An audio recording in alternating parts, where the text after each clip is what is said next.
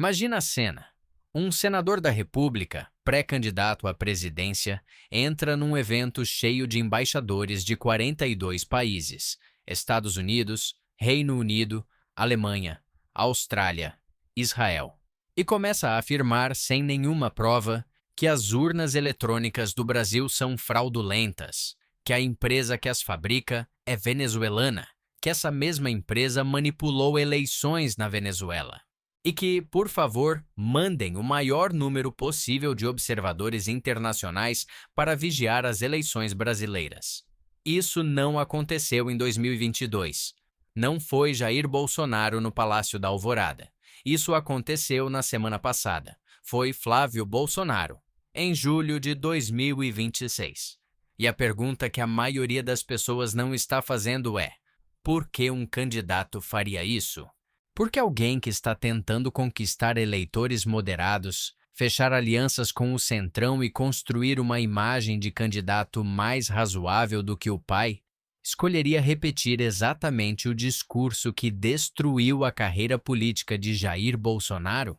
A resposta para essa pergunta muda tudo o que você pensa sobre a candidatura de Flávio Bolsonaro, porque esse discurso não foi um erro, não foi impulsividade. Foi calculado. E quando você entende o que está por trás dele, o cenário eleitoral de 2026 ganha uma cara completamente diferente.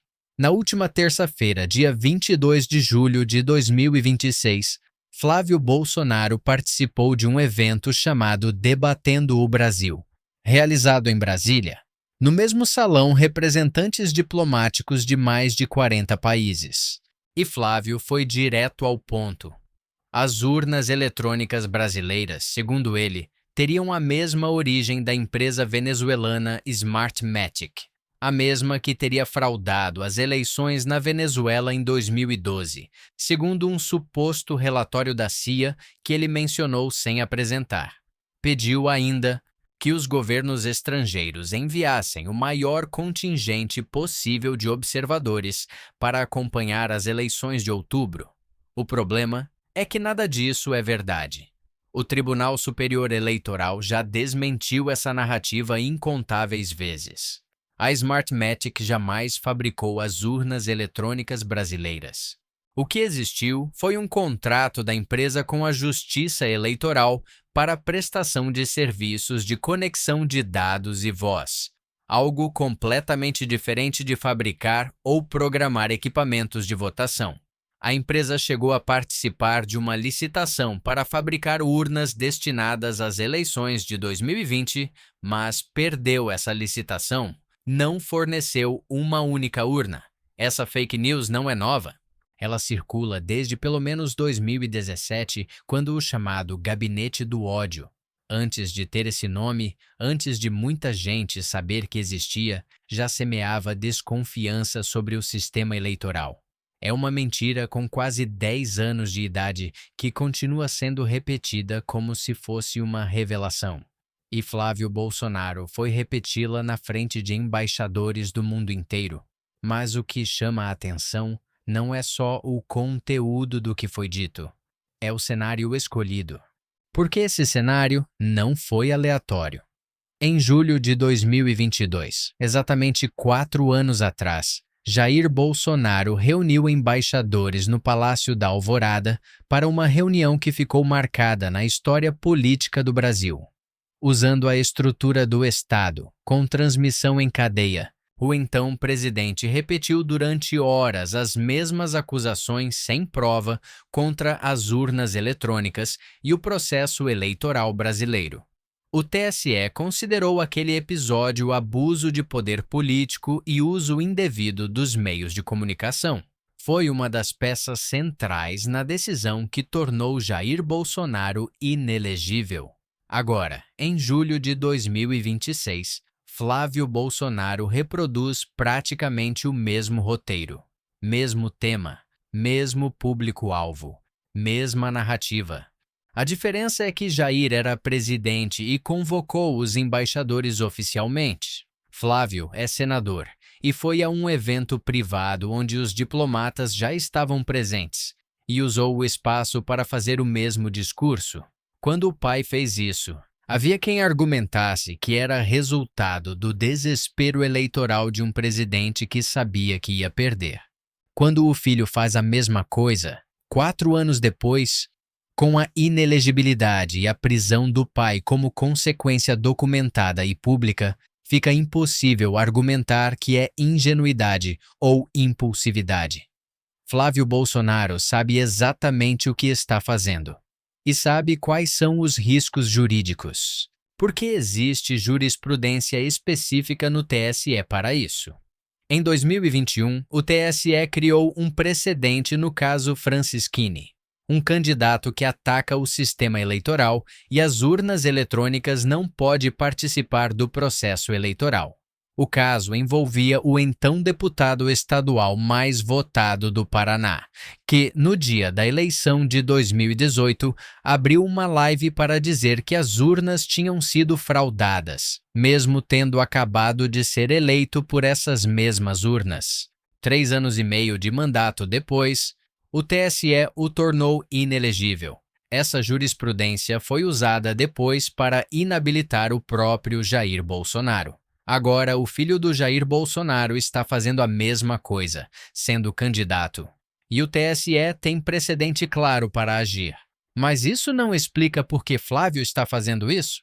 Porque se ele sabe que pode ser inelegibilizado, por que insiste? A resposta está no que acontece quando você olha para o estado real da campanha dele. Para entender as escolhas de Flávio Bolsonaro nas últimas semanas, é preciso entender onde a candidatura dele está agora e de onde ela veio. No início de 2026, Flávio tinha uma estratégia clara: ser o herdeiro político do pai sem ser o pai. Aparecer como uma versão mais controlada, mais palatável, capaz de atrair o eleitorado de direita não bolsonarista e os independentes, sem alienar o núcleo duro do bolsonarismo raiz. Era um equilíbrio delicado, mas estava funcionando. Em janeiro de 2026, pesquisas da Genial Quest mostravam Flávio com 26% das intenções de voto no cenário mais provável, em segundo lugar atrás de Lula, com 35%. O candidato do PL parecia consolidado como principal nome da oposição, com margem para crescer. Aí veio maio de 2026. E o caso Dark Horse. Em maio, o site The Intercept Brasil revelou o conteúdo de mensagens trocadas entre Flávio Bolsonaro e Daniel Vorcaro, o ex-dono do Banco Master, preso por fraudes financeiras. Nas mensagens ficava claro que Flávio havia cobrado 74 milhões de Vorcaro, supostamente para financiar uma cinebiografia do pai intitulada Dark Horse. Dos 134 milhões combinados, 61 milhões foram efetivamente transferidos, em parcelas pagas entre fevereiro e maio de 2025. O dinheiro não foi para nenhuma produtora no Brasil. Saiu de uma empresa chamada Entre Participações e foi para um fundo norte-americano gerido por um advogado ligado a Eduardo Bolsonaro. O mesmo Eduardo que investigações posteriores revelaram atuava como produtor executivo do filme e tinha poder sobre as decisões financeiras do projeto. O impacto nas pesquisas foi imediato. A Atlas Bloomberg registrou uma queda de 5,4 pontos percentuais na intenção de voto de Flávio. A pesquisa Quest de julho mostrou que, entre eleitores que se identificam como direita não bolsonarista, Flávio caiu de 84% para 74% das intenções de voto de segundo turno. Entre os independentes, o segmento mais disputado de qualquer eleição, a queda foi ainda mais expressiva. A rejeição do pré-candidato chegou a 52% em abril, antes mesmo do auge das revelações. E não foi só a queda nas pesquisas. O centrão que Flávio precisava para construir uma aliança formal, União Brasil, progressistas, republicanos, começou a recuar. Lideranças dessas legendas passaram a tratar o discurso de Flávio como tóxico. Nas palavras de uma fonte do G1, Fica difícil fazer aliança com um candidato que usa esse tipo de estratégia, disse um interlocutor do Centrão. A senadora Tereza Cristina, do PP, uma das mulheres cotadas para vice justamente porque Flávio tem dificuldades com o eleitorado feminino, comunicou a aliados que não tem intenção de ocupar o cargo. A ex-primeira-dama Michele Bolsonaro, cujo apoio seria crucial para ativar o eleitorado evangélico e feminino, mantém com Flávio uma relação descrita como difícil pelos bastidores. E a sombra de Tarcísio de Freitas, que renunciou ao governo de São Paulo para disputar a presidência, segue no horizonte, preferido do mercado financeiro, do agronegócio e de boa parte do Centrão. Em síntese, a candidatura que parecia consolidada em janeiro estava em julho, perdendo força em todas as frentes que importam para uma vitória eleitoral.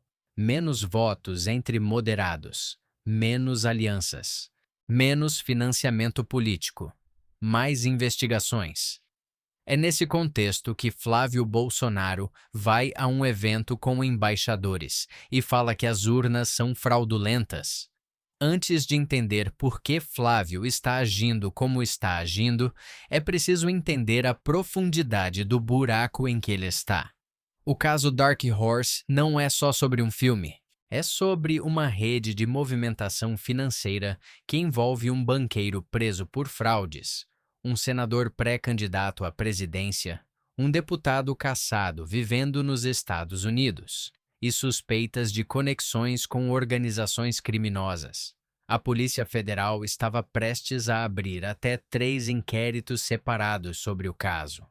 O primeiro focado na origem e no destino dos 61 milhões de reais transferidos por Vorcaro. O segundo investigando se parte desse dinheiro foi usada para custear a permanência de Eduardo Bolsonaro nos Estados Unidos. Uma investigação que pode exigir cooperação jurídica internacional com autoridades norte-americanas. O terceiro sobre o uso de emendas parlamentares direcionadas a entidades ligadas à produtora do filme. Tem mais. A 10ª fase da Operação Compliance Zero investigou Thiago Miranda por intermediar repasses de 134 milhões de reais a um fundo no EUA ligado a Eduardo Bolsonaro. Após essa fase, circulou uma foto de Flávio Bolsonaro ao lado de Luiz Felipe Machado de Moraes Mourão, identificado como integrante da chamada Milícia Digital de Daniel Vorcaro. O ministro André Mendonça, relator do caso Master no STF, curiosamente deixou de fora da fase mais ostensiva da operação o eixo mais sensível. Flávio Bolsonaro, o projeto DV e o marqueteiro Marcelo Lopes. Mas isso não significa arquivamento? Significa que essa frente está sendo tratada com cuidado redobrado. A PF também abriu uma linha de investigação sobre uma possível conexão entre o Dark Horse e o PCC, a empresa entre participações usada por Vorcaro para ocultar sua participação em negócios, é alvo de quebra de sigilo bancário e fiscal. O proprietário formal da empresa é investigado como possível operador financeiro irregular. Para Flávio Bolsonaro, isso representa um cenário jurídico que vai muito além de qualquer risco eleitoral. As investigações têm vida própria. E a PF não para depois de outubro. Quando você coloca esse contexto na mesa, o comportamento de Flávio nas últimas semanas começa a fazer sentido de uma forma diferente. Não é a lógica de quem está tentando ganhar uma eleição. É a lógica de quem está tentando sobreviver ao que vem depois dela. Existe um padrão que se repete em vários países nos últimos anos. E quando você conhece esse padrão, o discurso de Flávio Bolsonaro diante dos embaixadores deixa de parecer impulsivo e começa a parecer o que realmente é: a primeira peça de um roteiro. O manual funciona assim. Antes da eleição, o candidato começa a semear dúvidas sobre o processo eleitoral. Fala que o sistema não é confiável, que pode haver fraude. Convoca testemunhas internacionais para validar a desconfiança. Não precisa convencer a maioria. Só precisa criar a narrativa que vai ser usada depois. Depois da derrota, o candidato declara que houve fraude. Pede apoio externo. Invoca organismos internacionais. E tenta transformar uma derrota eleitoral numa crise institucional que justifique intervenção, seja de aliados políticos internacionais, seja de outras forças. Nos Estados Unidos, Donald Trump usou esse manual em 2020. Na Bolívia, a Organização dos Estados Americanos, a OEA, foi usada para questionar a vitória de Evo Morales em 2019. Num episódio que resultou num governo golpista por cerca de um ano. O próprio Evo teve que sair do país. A esquerda voltou depois, mas fragmentada, e na eleição seguinte perdeu. Peru, Equador, variações do mesmo roteiro. No caso do Brasil, o cenário que analistas próximos do próprio Flávio reconhecem nos bastidores é parecido. Se a eleição for perdida, a narrativa já estará construída. Trump, que tem demonstrado disposição para interferir em processos de outros países, seria acionado. A OEA seria invocada. Sanções e pressão diplomática seriam pedidas. Flávio já começou a preparar o terreno para isso. As visitas ao Trump na semana em que foi ao ZEUA faz cerca de 2 meses. O pedido de tarifas ao Brasil, que entraram em vigor com aproximadamente 10% sobre exportações brasileiras, feito durante essas reuniões. E agora, o discurso para embaixadores, pedindo observadores internacionais, tudo conectado, tudo parte do mesmo roteiro. O Eduardo Bolsonaro, na mesma semana, também declarou publicamente que vai haver fraude na eleição. O discurso está sendo coordenado, mas aqui tem uma contradição que revela muito sobre o estado mental dessa candidatura. Esse roteiro só faz sentido se Flávio já tiver desistido de ganhar a eleição de verdade. Porque o discurso das urnas fraudulentas, como os próprios aliados do senador admitiram ao G1, afasta exatamente os eleitores que ele precisaria conquistar para ter alguma chance real. Existe uma coisa que Flávio Bolsonaro fez bem nos primeiros meses de campanha. Ele conseguiu, por algum tempo, convencer um tipo específico de eleitor de que era diferente do pai, não o bolsonarista raiz. Esse eleitor já estava com ele antes. O eleitor que Flávio conquistou e depois perdeu é aquele que não acompanha política com a mesma intensidade, que vê o governo Lula com desconfiança, que tem memória das rachadinhas, mas decidiu dar uma segunda chance, que olhava para Flávio e pensava: esse parece mais moderado. É um eleitor que existe em grande quantidade no Brasil. É o eleitor que decide eleições polarizadas. Esse eleitor começou a abandonar Flávio depois que as mensagens com Vorcaro vieram a público. Não porque seja ideologicamente adversário do bolsonarismo, mas porque viu o candidato que havia escolhido acreditando que era diferente, mentindo repetidamente para justificar o recebimento de dezenas de milhões de reais de um banqueiro preso. E agora, quando Flávio vai na frente de embaixadores falar que as urnas não prestam, esse eleitor não pensa em teoria eleitoral. Ele pensa, é de novo. Esse papo de fraude em urna, esse discurso que a gente já viu acabar em 8 de janeiro de 2023. Esse candidato que dizia ser diferente está repetindo, palavra por palavra, o que o pai fez. Não é preciso ser especialista em política para enxergar isso.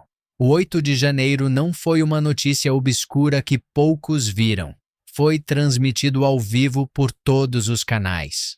O Brasil inteiro soube. E o Brasil inteiro soube que o Bolsonaro foi preso e inelegibilizado exatamente por causa do discurso que questionava as urnas. Então, quando Flávio repete esse discurso, o eleitor moderado que ainda estava em cima do muro não pensa: uau, uma revelação chocante.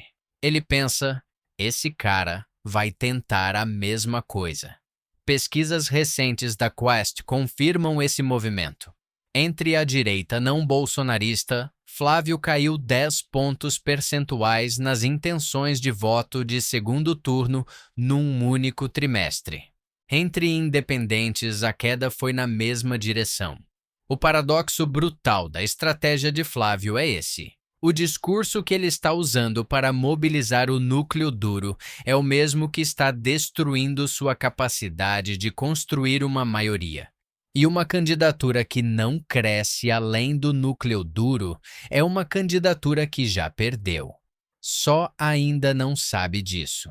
Tem uma coisa que chama a atenção em como parte da imprensa está cobrindo esse episódio. Jornalistas e comentaristas que, depois de tudo o que aconteceu com Jair Bolsonaro, ainda tratam o primeiro crime como um aviso e só o 10º como motivo de preocupação real. Se o Flávio continuar fazendo isso, vai ser hora do TSE agir, hein? Se ele repetir, aí sim. Pensa numa analogia simples. Imagina que alguém comete um crime grave, de forma pública, com câmeras, com testemunhas. É filmado, documentado, todo mundo vê. E o comentarista de plantão diz: olha, se ele fizer de novo, aí vai ser hora de pensar em alguma providência. Não existe mais de uma chance para um crime que já tem precedente judicial estabelecido, que já teve como consequência a inelegibilidade de outro político que fez exatamente a mesma coisa e que está sendo cometido por um candidato que sabe tudo isso. O Flávio Bolsonaro não está testando os limites. Ele sabe exatamente onde estão os limites. E está cruzando conscientemente. Tem também um fenômeno de linguagem que precisa ser dito. O caso Dark Horse, esse nome em inglês que a maioria da população brasileira não consegue traduzir, é repetido pela imprensa como se fosse um código de identificação neutro. Caso Dark Horse, caso Dark Horse, caso Dark Horse. 80% da população não faz ideia do que significa. Uma parcela ainda maior não conecta esse nome ao filme do Bolsonaro, ao dinheiro transferido para Eduardo no Zeuá, ao banqueiro preso. Se a imprensa chamasse de caso do filme do Bolsonaro ou dinheiro do Vorcaro para a família Bolsonaro, o impacto na opinião pública seria diferente. Mas Dark Horse soa técnico, distante, quase burocrático. Isso não é neutro. É uma escolha. E escolhas de linguagem moldam como as pessoas entendem os fatos. Então, o que está de fato acontecendo com a candidatura de Flávio Bolsonaro? Não é uma candidatura em crise que está tentando se recuperar. É uma candidatura que já internalizou a derrota eleitoral e está se preparando para o que vem depois. Flávio sabe que a Polícia Federal está chegando. Sabe que as investigações do caso Master, do Dark Horse, das emendas parlamentares e das conexões com o crime organizado têm vida própria e não param em outubro. Sabe que o ministro André Mendonça, mesmo que tenha deixado o eixo mais sensível de fora da fase mais recente da operação, está avançando em outras frentes. Sabe também que as alianças que precisava para ter uma candidatura competitiva não estão se formando. O Centrão está saindo. A vice não está confirmada. O eleitorado feminino está inacessível. As pesquisas apontam para baixo nas faixas que importam. Num cenário assim, um político com esse histórico familiar faz o que o pai fez: constrói a narrativa antes da derrota. Planta a semente da fraude, mobiliza aliados internacionais, cria um discurso que, quando a derrota vier, vai poder ser reaproveitado para questionar o resultado. O objetivo não é ganhar a eleição. O objetivo é sair da eleição com uma narrativa que justifique o que vem depois, seja pressão internacional, seja contestação judicial, seja simplesmente a proteção política que vem de liderar um movimento que considera a si mesmo vítima de um sistema corrupto. E há um cálculo jurídico embutido nisso também. Enquanto Flávio Bolsonaro for candidato, enquanto a campanha estiver ativa, enquanto houver um processo eleitoral em curso, existe uma camada de visibilidade e de proteção política que uma prisão ou inelegibilização imediata tornaria muito mais difícil de ignorar. A candidatura, nesse sentido, não é só uma aposta eleitoral, é uma blindagem. Mas essa blindagem tem prazo. Depois de outubro, independentemente do resultado, as investigações continuam. A PF não tem calendário eleitoral. O STF não tem calendário eleitoral. André Mendonça não tem calendário eleitoral. E é por isso que o discurso de Flávio Bolsonaro diante dos embaixadores, na última semana, é tão revelador. Não é o discurso de quem está tentando vencer, é o discurso de quem está tentando sobreviver. O roteiro já foi escrito. O que ainda não sabemos é como termina.